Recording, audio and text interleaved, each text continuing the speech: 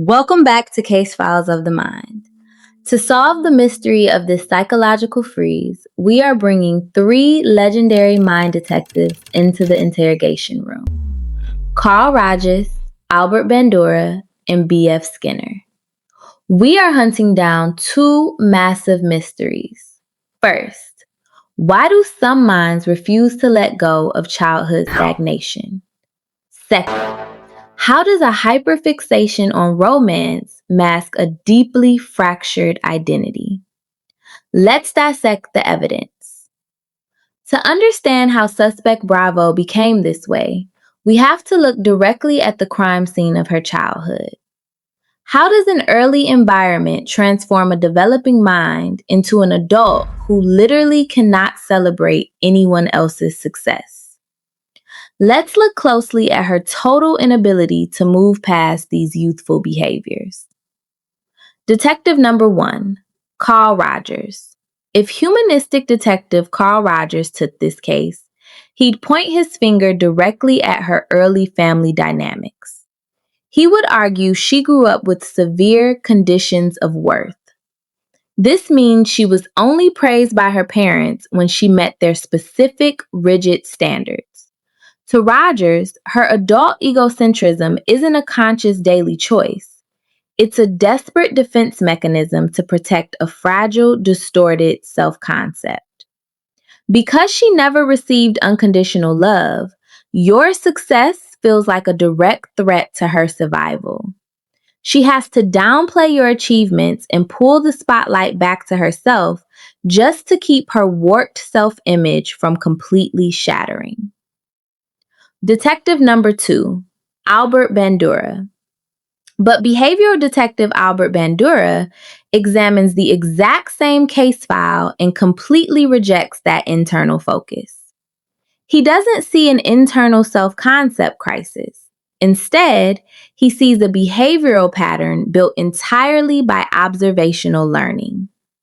Bandura argues that Bravo spent her younger years modeling the exact behavior she saw in her environment.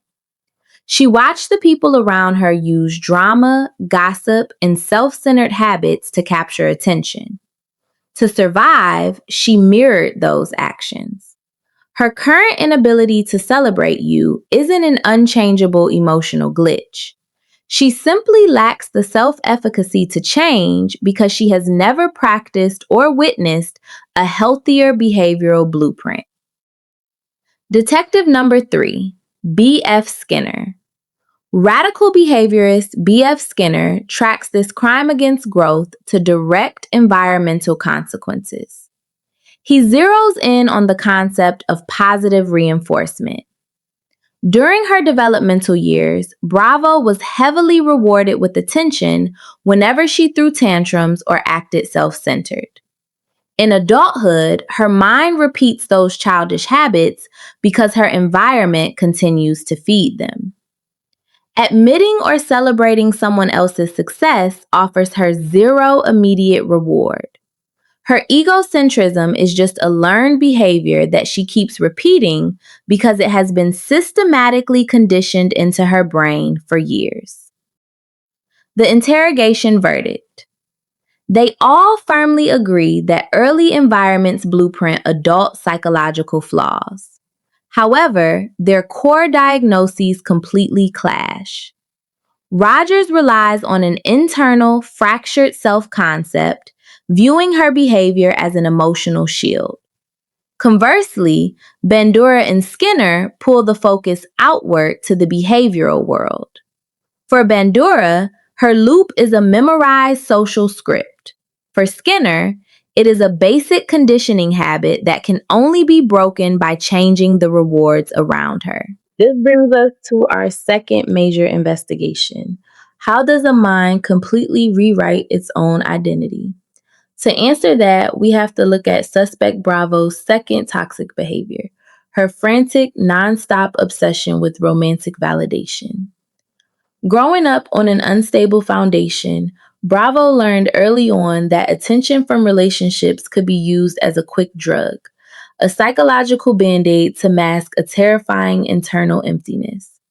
Detective number 1, Carl Rogers. The Broken Mirror. Humanistic detective Carl Rogers looks at this romantic hyperfixation and sees a desperate attempt to bridge a massive psychological canyon. The canyon between her ideal self, the perfect persona she wants the world to see, and her real self, the person she actually is. Because her real self feels fundamentally broken, she relies entirely on external validation from partners to feel like she matters. But here's the trap. True intimacy triggers massive anxiety for her. Why? Because she is utterly terrified that a partner will eventually see through her mask. Rogers warns that this loop will destroy her, but change is possible. She can break the cycle only if she learns to develop unconditional self-worth, independent of anyone else. Detective number 2, Albert Bandura, The Toxic Feed. But behavioral detective Albert Bandura diagnoses this romantic obsession as nothing more than a social coping mechanism. He argues she learned it straight from her peer groups in modern media.